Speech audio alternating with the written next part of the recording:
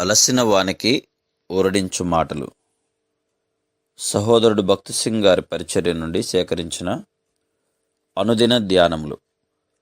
జనవరి 19. చెడ్డదానిని అసహించుకొని మంచి దానిని హత్తుకొనిండుడి. రోమా 12:9. యెహోషాపాతు సమాధానముగా యూదాకు తిరిగి వచ్చినప్పుడు అతడు ఆహాబు స్నేహం ద్వారా తనకు కలిగిన నష్టమును సమకూర్చుకొనవలనని ప్రయత్నించెను.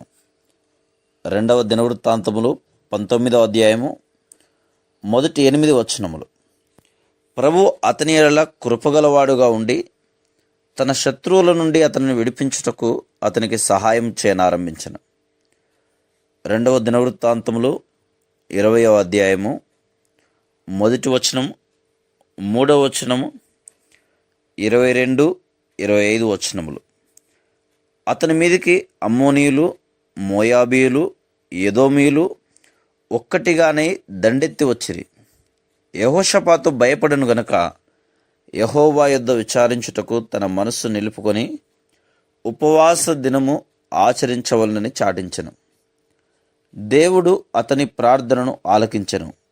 మరియు ఒకరినొకరు బొత్తిగా హతమార్చున్నట్లు శత్రు సైన్యములో కలవరం పుట్టించెను గనక యుద్ధభూమిలో సైన్యము శవములై నేల మీద పడి ఉండెను. యెహోషాపాతు మరియు తన ప్రజలు కేవలం కొల్ల సొమ్మును కూర్చుకొనుటకు వెళ్ళిరి. అది అతి విస్తారముగా ఉన్నందున దానిని కూర్చుకొనుటకు వారికి 3 దినములు పట్టెను. తర్వాత యెహోషాపాతు మరలా తన సొంత జ్ఞానంపై ఆధారపడుటకు మొదలుపెట్టెను. ఈసారి అతడు అహాబు కుమారుడైన అహజ్యాతో స్నేహం చేసెను. గతంలో యెహోషాపాతు చేదైన అనుభవములన్నిటి ద్వారా వెళ్ళిన పిమ్మట అటువంటి తప్పు చేయుట విషాదకరం కాదా? నేడు కూడా అతని వంటి వారు అనేకులు కలరు. వారు పదే పదే అదే పాపంలో పడుదురు. మరి ప్రతిసారి వారు తిరిగి ఆ పాపమును మరెన్నడూ చేయనని చెప్పుదురు. వారికి జీవితం అనున్నది పడిపోవుట, లేచుట మరియు ఒప్పుకొనుట, తిరిగి పడిపోవుట అను గొప్ప వలయముగా ఉండును. యెహోషాపాతు అహాబు యొక్క కుమారునితో ఒప్పందం చేశాను.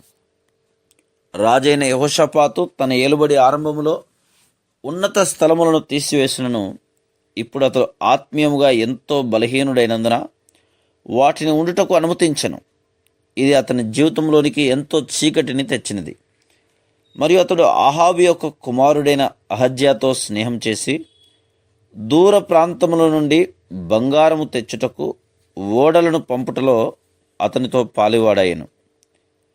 కావున రాజైన యెహోషాపాతు యెహోవా యందలి భయభక్తులతో తన పరిపాలనను ఆరంభించి జీవితాంతమున పూర్తిగా తప్పిపోయి తాను ఆరంభించిన మంచి పనిని కూడా చేయలేని వాడుగా ఒకటను చూస్తున్నాం.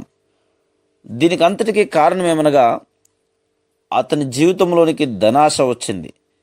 మరియు అహాబు వంటి భక్తిహీనులతోటి స్నేహం క్రమేణా అతన్ని బలహీనపరిచి అతనికి పతనమును తెచ్చెను.